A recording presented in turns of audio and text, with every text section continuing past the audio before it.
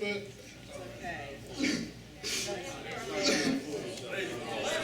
let the Lord help you.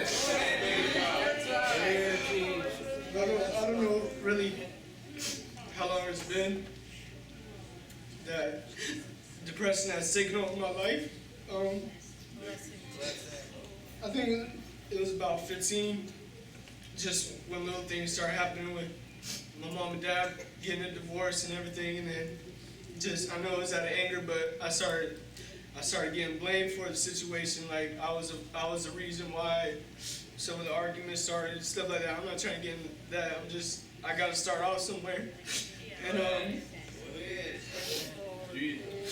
you know, I like overcame it for a little bit, and then just different things started weighing me down. So I try to find different happiness, like without, you know, I kept running from the truth, and I just kept trying to find happiness other places. I started smoking weed, you know. I started trying to, you know, go out and be like that party animal, that little guy that just lives it up. Because in my lifetime, the number one thing was you only live once, and that's what all the young guys, all the young girls, they try to live up to it like that. But you know, it's not so recently where I've been seeking the truth and nothing but the truth, and I know that it's like I try to go to this counselor, and she was telling me things like if something gets you depressed, or if someone if it gets your mind off the right track, write it down and then write something positive. And I don't know, like I've been battling myself, and that's one of the hardest things to battle ever, because it's like you can never win nor lose. And I've been telling myself I'll never amount to anything. No one loves me, like things like that, just little temporary things. And then I would tell myself at the same time, devil, I've already defeated you, and the Lord has already defeated you. I'm on the winning side. And in a way, it's like my life has kind of been like Sister Judy's, but I don't know. I deleted all my social media until recently, where I'll get on Facebook or something to write about the car washes for our basketball team. But it's like these things keep coming in my life, and at first I would say I hate it, but now it's like it's opening up my eyes. And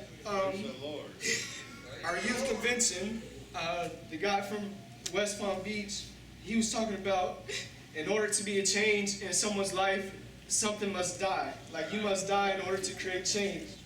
And I don't know, I'm sitting in that pew just like Brother Joel said, and I can't sit still. I mean, I try to leave.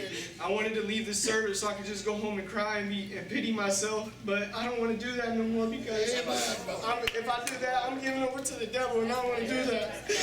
So I'm trying to get out of my comfort zone, because when I come up here, you know, I jibber jabber, or I'll go on, and I never really get to the point. But I want to say that the devil is defeated, and I know I can't say that it just happened to me now, but in a way I feel like the negativity in my life is gone. Like I don't want to look at something temporary in my life saying that, oh, this is gonna shape my future, because I don't want to dwell on something, you know. It's just like Brother Joel said, when I carry a lot of load, and I'm just a young boy, you know. I don't have a job or bills to pay or anything like that, but I carry a lot of load of myself, and it seemed like just instantly that the load that I've been carrying is gone. You know how, like, if someone smokes, if they're afflicted with cigarettes, or if they have cigarettes, they come up here and throw it in the trash. Well, tonight I'm throwing myself in the trash, because I don't want to be the same person. I don't, and I hear from all these ministers, you know, they come up to me And I just think that they tell all the young people the same thing, but they come up to me, Andy, you have a calling, don't run away from it, follow that calling, follow the Lord. And I'm like, to myself, I say, man, they're talking ludicrous, they're crazy. They say that to all the people, but it's like, honestly, I really feel that as a young person, because you guys touch me in so many ways, and a lot of times I get really upset because of our youth group. It seems like it's shrinking, but that's not our youth leaders' fault. That's us as kids, and I don't want to preach to like older people necessarily, because I can't really tell you guys that a lot of things that y'all going through, but I know what teenagers go to, and my calling, I feel like, is I want to be a preacher and I want to be a teacher. And I downloaded this Bible app on my phone, and I've been trying to just read every single day the verse of the day. They have this thing on the Bible app, and sometimes I get away from it because I just think of myself, like I want to make myself happy, and I don't want to do that because I don't want to live for myself. If I live for myself, then I'm just gonna die. I don't want to do that. I want to live for Jesus. And you know, if he tells me to run around, if he tells me to run around, do backflips, somersaults, whatever, I never did a backflip, but I'm gonna try to do a backflip. If I break my neck trying, I'm gonna do it because I just want to do what the Lord wants me to do. I don't want to do what Andy wants me to do. You know, I got this big fantasy where I'm gonna grow up, I'm gonna set records in the NBA, I'm gonna be better than LeBron. But if God doesn't want me to be an NBA player, I'm not gonna dwell on that. If God wants me to follow Him, like I know He does. If He wants me to follow Him, I'm not gonna keep running from Him. I want to run to Him and just, you know. This is a lot for me to say because if there's like 2 or 3 people around, I'm open, I'm joyful, whatever. I like to laugh and joke, but when I see all you guys looking at me, I get kind of scared and like nervous because they think I'm a fool. But I don't want to think negative no more. Like, if y'all looking at me crazy, I'm not up here to talk to y'all. I'm up here to boast about the Lord. You know, I'm up here to tell about Jesus because there's the list goes on in places where I could have been or I should have been, but I'm here and I thank the Lord for that. You know, me and my mom, we try to move on to different churches. Like I already said this before, and that's another thing. Like my old testimonies come up, and I'm like, why is this happening? Usually, and this is something so weird because usually on my YouTube, there is sometimes where I'll look up like Little Matt preaching or little like all of us young boys getting up and singing, but usually I don't ever do that a lot. Like I look up basketball highlights and things, but now it seems like these little testimonies that I do or that someone does in the youth group, or the man that was up here from West Palm Beach talking about how he got shot at, and like things like that come up, and I'm like, why is this coming up? I haven't looked this up since last year, but I know it's like little things that's God trying to show me that the same things that they're testifying about, the same things that they're boasting about the Lord, I can do that too. And I don't want to just sit in this little confined pew with myself, pity myself, come here crying, leave crying, be depressed, come in here, be depressed when I go home. I want to be happy, not with just myself, but with others. And you know, I can't sit here and preach the scriptures to you guys because I'm not full to that, but I'm just letting y'all know, be ready, because I'm gonna learn the Bible and I'm gonna preach to all y'all. A lot of times, what I said, and I want to tell this to the church because this is true. Like a lot of times I got comfortable with just, I would tell so many lies about myself, like I did this, I've been there, I went to this place, and I told so many lies that it started becoming true to me. And then not till recently I told Alyssa, because Alyssa knows me more than anybody, because that's really the only person I talk to, but I told her that everything I had told her and I tell everybody was a lie about myself, because it was just someone I try to make up to be better than other people, like other kids. And I don't know, it's like, it's something that when I try to tell a lie, or if I because I had a bad stealing problem too. Like, I don't know how much $100 of things I stole from Walmart and from other places, because I never wanted to spend my money on those things.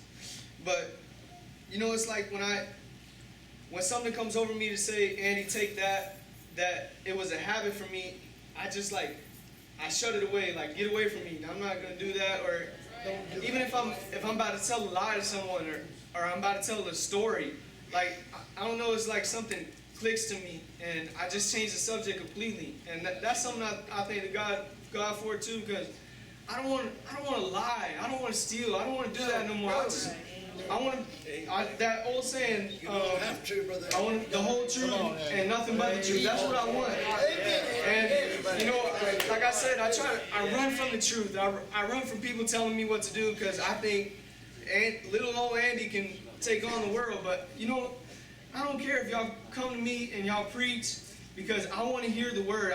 If y'all beat me to a pulp with the scriptures, I want to hear that, because I don't want to hear this phony Christian thing that they have on TV, these commercials or these broadcasts. I don't want to see that, these big churches, because they sell coffee and donuts out front. I don't want to see that. I want to hear the truth, and it's not just this building, but there's people that's in this church. I know they're not going to tell me nothing but the truth, because God is in all of us, and I go to this church sometimes with my mom in St. Pete, and it seems like sometimes the only person who's connected to God is the guy preaching. But here, it's like we're all connected to God. I don't know.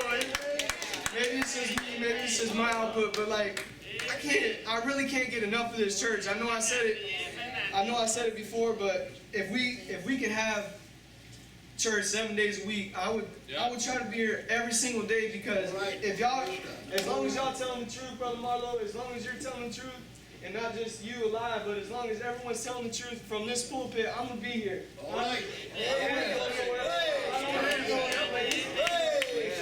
don't want to do any other things. I want to be.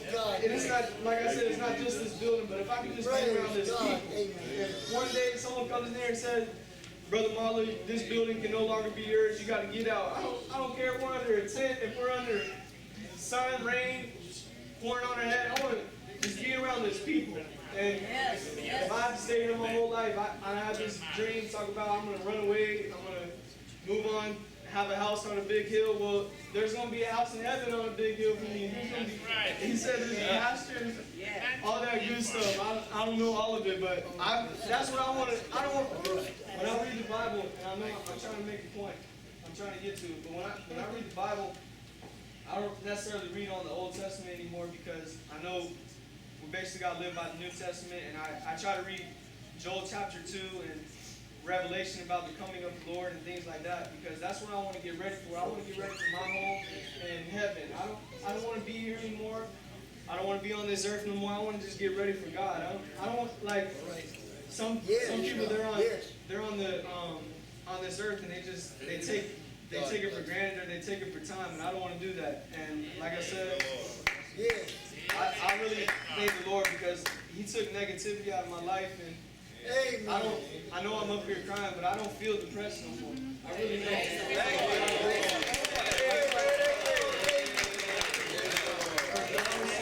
I've just been contemplating suicide, like just running away, or just trying to kill myself, but I'm happy now. I'm happy. I don't want to kill myself. I know it's kind of hard to hear when I'm saying I'm happy, but I'm crying. But it's just like all the weight, all the things that's been burdening me are coming off, and I just thank the Lord. And praise God. I love all you guys. I really do. Just like Brother Bush said, because I know I offend people, and I'm sorry if I offended anyone in any kind of way. Just please find it in your heart to forgive me. And I love you guys. Praise God.